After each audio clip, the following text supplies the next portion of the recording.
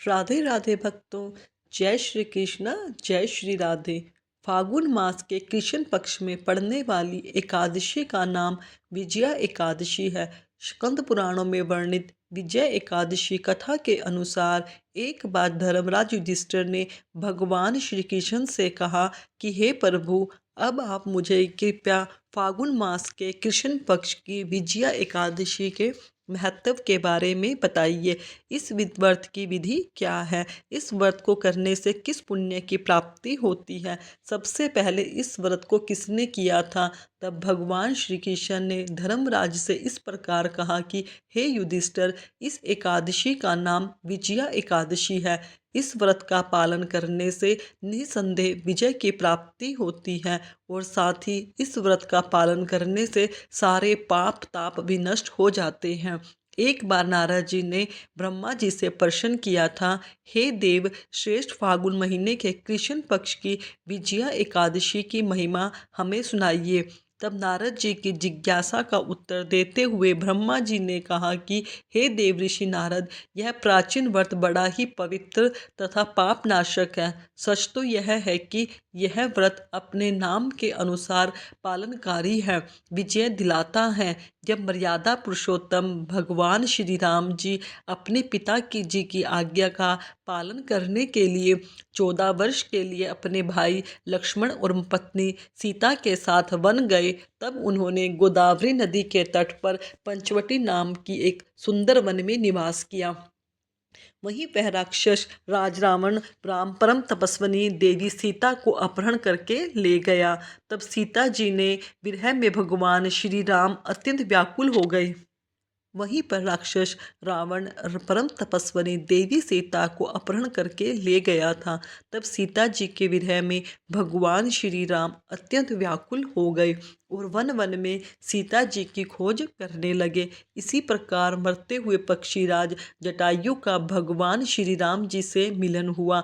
जटायु जी ने सीता हरण की सारी घटना प्रभु श्री राम को सुनाई और सीता हरण की घटना बताकर भगवान श्री राम की कृपा प्राप्त कर जटायु ने उनके गोद में ही अपने प्राणों का त्याग कर दिया और स्वर्गलोक को चले गए।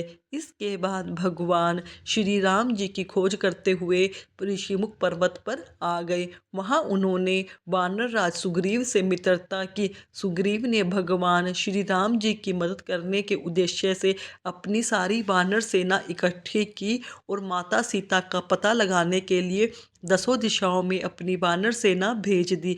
उसमें से हनुमान जी पक्षीराज संपाति के निर्देशानुसार समुद्र को लांघकर लंका में गए। वहां उन्होंने अशोक वाटिका में सीता जी से भेंट की और जानकी जी को विश्वास दिलाने के लिए भगवान श्री राम के द्वारा दी गई निशानी के रूप में उन्होंने अंगूठी समर्पित की। उसके बाद लंका दहन, अक्षय कुमार वध आदि पराक्रम दिखाकर बजरंगबली वापस भगवान श्री राम जी के पास आए और उन्होंने सारा वृत्तांत कह सुनाया। हनुमान जी से यह सारी घटना सुनकर भगवान श्री राम जी ने अपने मित्र सुग्रीव जी के साथ विचार विमर्श करके अपनी सारी वानर सेना के साथ लंका जाने का निश्चय किया और विशाल वानर सेना को साथ लेकर श्री राम जी अपने भाई लक्ष्मण जी के साथ सागर तट पर पहुँचे। वहां पहुंचकर प्रभु श्री राम अपने भाई लक्ष्मण जी से कहने लगे, हे सुमित्रा नंदन, बड़े बड़े भयानक जल जंतुओं से तिमी तिमिल मगरमच्छों से भरे हुए इस भयानक विशाल समुद्र को अब कैसे पार करें? तब लक्ष्मण जी ने कहा, हे पुरुषोत्तम, हे देवाधिदेव, हे भगवान रघुवेंद्र प्रभु, इस द्वीप में बदाल नाम के एक ऋषि रहते हैं। यहाँ से लगभग आधा योजन अर्थात 2 कोस की दूरी पर ही उनका आश्रम है। हे रघुनंदन, उन्होंने ब्रह्मा जी का साक्षात दर्शन प्राप्त किया हुआ है, इसलिए आप उन्हीं महात्मा महर्षि जी के साथ से समुद्र पार करने का उपाय पूछ लीजिए। तब लक्ष्मण जी की बात सुनकर भगवान श्री रामचंद्र बदाल ऋषि के आश्रम पर गए और वहां जाकर उन्होंने बड़े आदर के साथ महर्षि को प्रणाम किया। बदाल भी ऋषि सर्वज्ञ थे। तब सब कुछ जानते थे। भगवान श्री राम का दर्शन करते ही वे वह जान गए कि यह साक्षात भगवान है। रावण आदि अथर्वा ऋषि से पूछा, हे सर्वेश्वर, हे धर्म संस्थापक श्री राम, मेरी कुटिया में आपका शुभागमन किस कारण हुआ है? मैं आपकी सेवा में क्या कर सकता हूँ?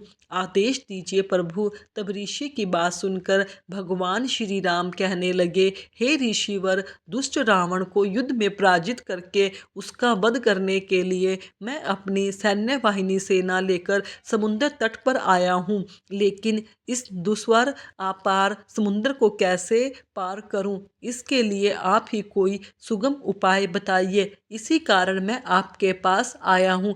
शिविर तब भगवान श्री राम की बात सुनकर ऋषि बोले, हे भगवान, मैं आपको सभी पर्वतों में एक उत्तम व्रत के बारे में बताऊंगा, जिसका पालन भगवान नारायण की प्रतिमा रखे।